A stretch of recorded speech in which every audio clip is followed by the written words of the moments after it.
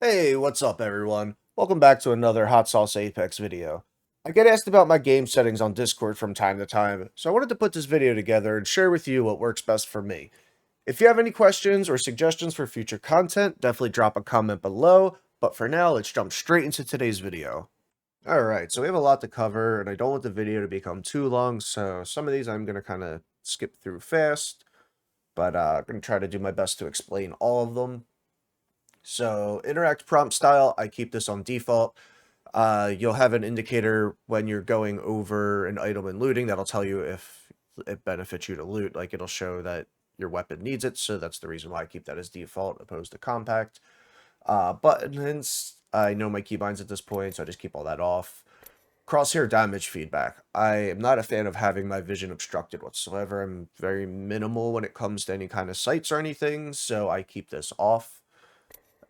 For damage numbers, I do not like the floating numbers at all, but I do like to know how much damage I'm doing, so this I keep to stacking.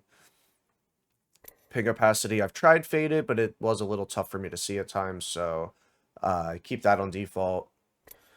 Obituaries, I do keep this on. I have a few friends that turn it off, but it doesn't make much difference to me. Mini-map rotation, I've been going back and forth with this. I do seem to prefer having this on, so I'm going to be playing with it on for at least the foreseeable future. Weapon auto cycle on empty. I find this just to be convenient. I hated it at first, but then I got used to it, so now I kind of just let it happen.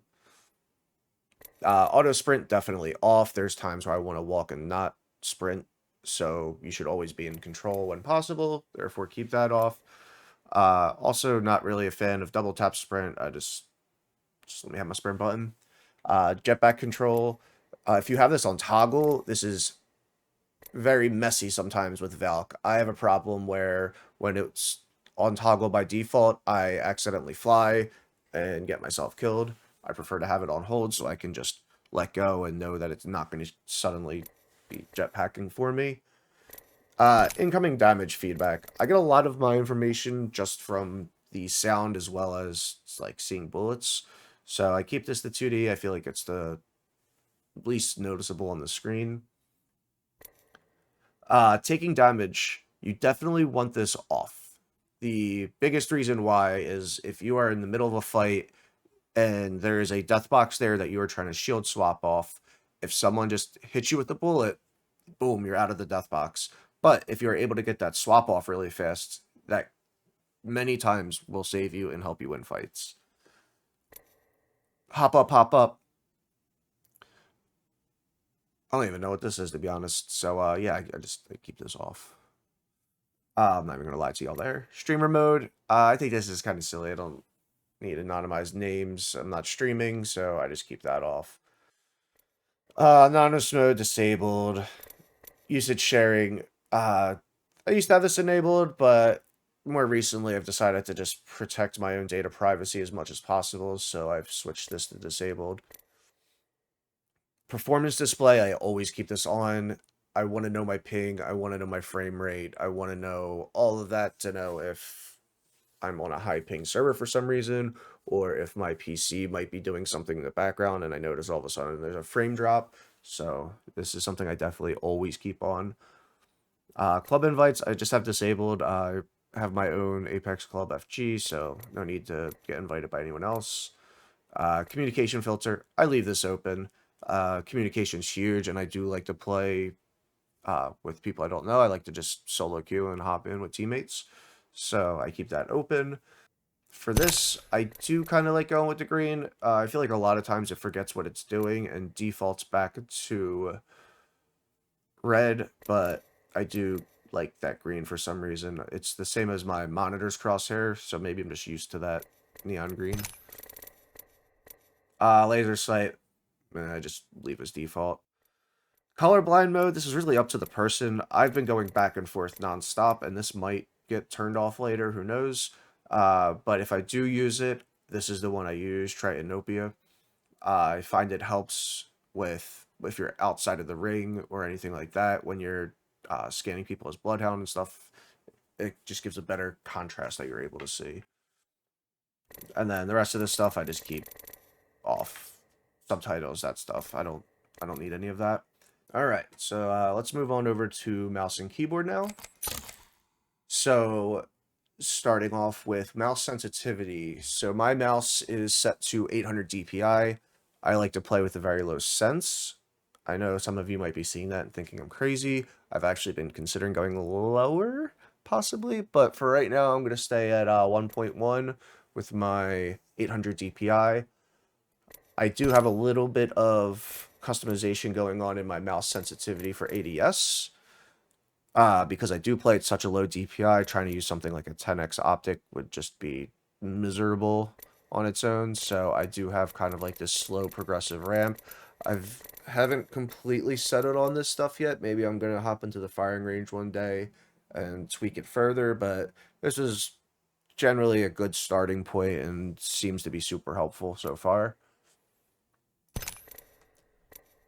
Mouse acceleration always off, invert off. Lighting effects, I thought I had this off, but apparently it turned back on or something. I don't know. I don't have any lights that it can connect to anyway. Alright, so custom keybinds that I have. First, for tap strafing, I have the move forward, bound to scroll wheel up. If you don't know what tap strafing is, definitely go look into that. It's super helpful, especially when you're getting into the higher elo ranks. You're going to be needing the better movement, and tap strafing around corners can make or break a runaway sometimes. Also, it helps with things like wall jumps and stuff. A bunch of default stuff, and then you'll see my jump is my scroll wheel down. I choose to do that for, I think they call it hypergliding, where you're like going up a wall and you're able to get a speed boost while climbing. I also just like having movement on the scroll wheel. I feel like having stuff there takes away from the focus of what my left hand's doing and kind of balances it out, which just makes my movements feel a little bit more fluid, a little bit more natural. As for crouch, I use C. I also choose to use toggle. Most games I play hold, but for Apex, I find with what I'm doing, toggle's just better. Especially because most of the time I'm just going to slide cancel anyway, so I'm just going to slide and then scroll wheel down for jumping at the end of it. I don't think I have too much customization in here, but I also don't remember the defaults to know. I do have my melee set as V, tactical ability Q, Alt Z. My interact pickup is E. Oh, I guess one thing that I do definitely change is my ping button is set to T. Push to talk, I have bounds to mouse button 5. That is the forward side button. So that way, if I do want to talk in game, I'm not taking away a finger that would be used for anything related to movement or shooting. Like my thumb's just resting there anyway. So it makes it very easy to just hit that button for push to talk. Screenshots, stuff like that. I don't have that bounds. I have my own screenshot software. Plus, I always have game recordings anyway. Alright, so I haven't played controller in quite some time. I am going to skip over controller, but let's dive into the video tab. So, I do play in borderless window. The thing I like about this is I can keep my game open and seemingly full screen right now on this monitor, but I can still go over to my other monitor. I can talk, I can do whatever I need, but keep the game open. As I have mentioned in previous videos, I have started playing stretched resolution. I find it to not be a like massive advantage, but I just do like the feel of it a little bit. So I'm playing in a 16:10 ratio for a 728 by 1080 resolution. The reason it does say native is I have my NVIDIA control panel set to use display scaling to set my monitor to think that it's that instead of a normal 1920 by 1080p. My brightness is a little bit lower than most people probably use. My reason for that is my monitor does have its own custom gaming settings that it does, so it's already very bright and light as it is, so I find going any higher, I'm losing color saturation, and I'm not a fan of it, so I do like playing at right around 63% for me, but that's definitely going to be for you to figure out what works best for you. Field of view, I always max out. I know there are tricks that go above 110, however, I feel like that's a little too excessive. I do like 110 as a number, 120 or 115 just a little too much for me. Uh, but this will give you much wider of a field of view, allowing you to see more of your peripherals, allowing you to know if enemies are coming up or someone's next to you, or just seeing more always helps. I do turn FOV ability scaling off. Uh, I play a lot of Bloodhounds and Octane, and I don't like my FOV to change when using their abilities. When it does that, it is going to slightly affect your mouse sensitivity, so I do turn that off just to keep it at the default FOV, or the same 110 even when using the Bloodhound ult or Octane stims. And then obviously you don't want any kind of screen shaking when possible, so that I keep the minimum. Getting into advanced graphic settings, a lot of this is going to come down to your PC. I have a really good PC, so I could max a lot of this out if I wanted to. However, I do find having just that steady high frame rate a better experience. And I also don't really notice much different when I turn these down anyway. I feel the game still looks really good.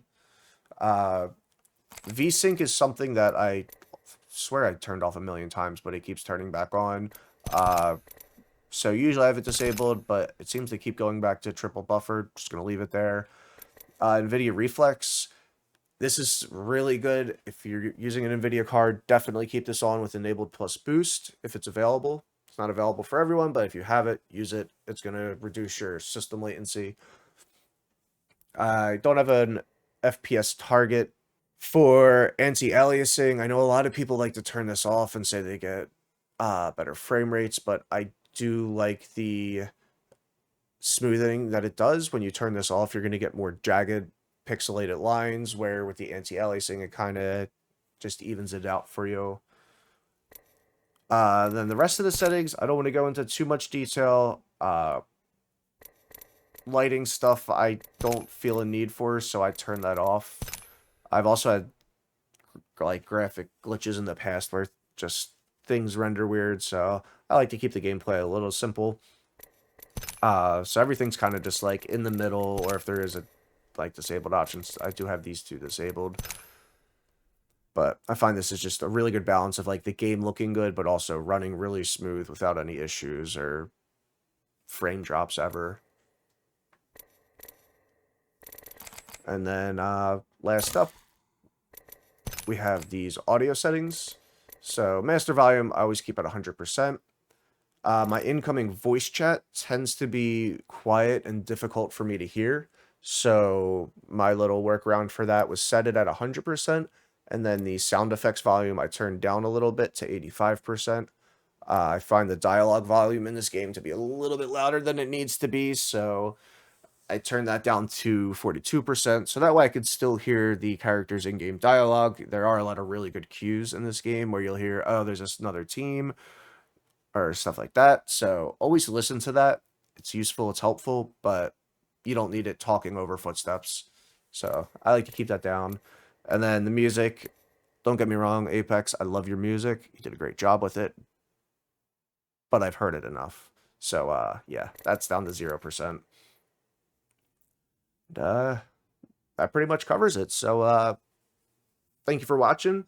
If you're still here and you found this video helpful, please make sure you hit that subscribe button, and keep an eye out for future videos. Let me know what you want. Thanks.